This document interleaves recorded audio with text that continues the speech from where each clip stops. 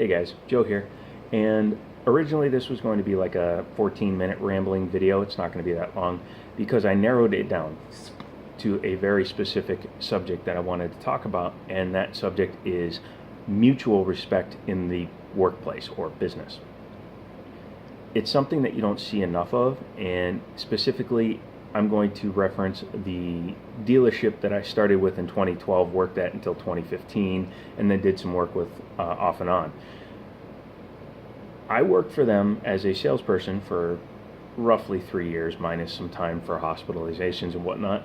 And in that time, I had a lot of problems with the accounting department because the accounting department got too comfortable in what they were doing, meaning they had been run without being held accountable, pardon the pun, to anybody other than the owner of the company, who, quite frankly, as long as was getting his money, didn't have a real reason to mess with the accounting department. That meant nothing, but yeah, I did it anyways. Well, the problem is anytime they tried to pull something, I would catch it and I would air my grievances with them. Not only for me, but for what they were doing to other employees of the company, because I have run car dealerships before. The independent dealership I worked for, at one point I was handling mechanic work, advertising, accounting, financing, sales, management, lot maintenance. I did everything, so I can recognize when the accounting department is trying to pull the wool. And I would call them out on it, and there would be a big brouhaha, and then, the boss would have to get involved. And so it got to the point where I was so tired of dealing with them, and I was in a bad situation medically, that I quit. I was tired of wasting my time on these people. When the person in charge isn't willing to change things for the better, you need to change something then. And that's exactly what I did. So I went from being a guy that was selling 150 cars for the dealership a year, making myself money, making the dealership money, and I just walked away. I literally walked in, handed my keys in, and I walked out. Car business, you can do that. You can't do that in a lot of industries, but you can as a car salesman who's successful, because I could literally go from one sales position to the next in a day if I really wanted to. In fact, now I still have offers. But I specifically stopped working with them because of the accounting department. I went back and started doing dealer exchanges, dealer drives, picking up vehicles from other places, and I was running into a problem with the accounting department again. Now, I was playing by their rules. They said you submit your bill, you get paid on Fridays. If you submit the bill after Tuesday or Wednesday, you don't get paid till the next week. Okay, fine. Well, then all of a sudden it would go 2 weeks, they wouldn't cut me a check. Or even though they know not to mail the checks to me, because at that time I wasn't at the address that I'd given them for my tax purposes, they would mail them anyways.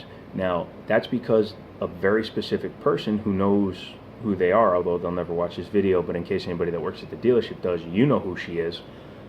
She and I used to fight all the time because I was trying to protect the correct way of doing things. She was trying to protect her presumed authority in the accounting department. So it got to the point where I actually had a humongous blow up at her, basically told her off. So that dealership and I decided that maybe I shouldn't drive for that company anymore, and they changed their policy to make the salespeople do the drives. Fine, whatever. Well, the other side, the Chevrolet side of it, used a different set of people for their accounting who were pretty good.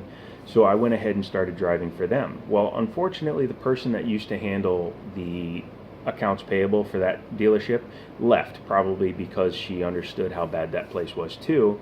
And well, after she left, it started kind of becoming like the other dealership, like the other one they owned.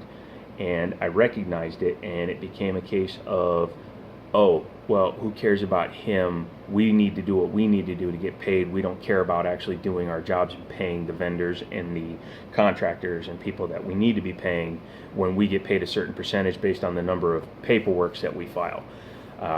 Really quick aside, the accounting department makes their money from the processing fee. In fact, every department in a car dealership that doesn't make money directly from the sale of the car, such as the detail department, the maintenance for the dealership, a lot of the courtesy drivers, and the accounting department all get paid from the money that's collected for processing fees. Now, depending on what state you live in, that could be anywhere from as little as $75 to as much as $800 for some of the dealerships here in Virginia. Not sure the exact breakdown for every dealership. I do know that for the particular dealership I'm talking about, half of it goes to the owner, half of it goes to paying bills. Whatever. That's money that every dealership charges, so you can't do anything about it.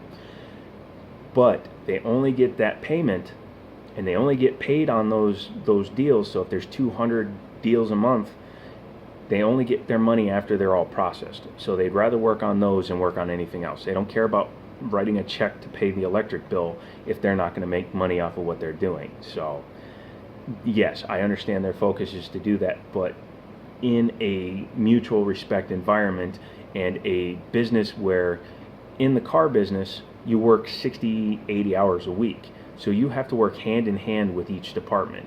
So there has to be a level of respect. The salespeople have to respect the managers. Managers should respect their employees that are doing their job and helping the ones that aren't. Accounting needs to answer to management, not accounting being held accountable to nobody. And unfortunately, they're not working the way they're supposed to. In fact, it's very frustrating because their company would be a hell of a lot more successful because they do the volume they should, but nobody wants to work for them because they pay like shit and they don't pay out on time. Because of that lack of mutual respect and appreciation for the work that goes in from every department, the accounting department, which should be a non-issue in a dealership, has held back 3 dealerships. You understand? A small room of people, 12 people I think it is for the dealerships, is literally costing the dealership hundreds of thousands of dollars a year because they're assholes who don't respect anybody. So it is a rambly video, but I got to the point, and that was the point of this video. Now obviously no tech stuff. I did get a really good deal from a guy on some graphic stuff, and I have some other reviews I want to do, but I'm holding off until I move into the new house.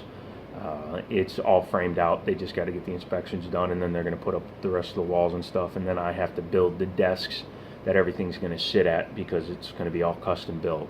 And once I do that, then I'll be able to set up a couple of test benches and a bunch of monitors and stuff. So once I do that, I'll get back into the swing of things. But for now, this is the easiest kind of video to make. It's just me talking for, now almost 8 minutes. But yeah, it is what it is with me.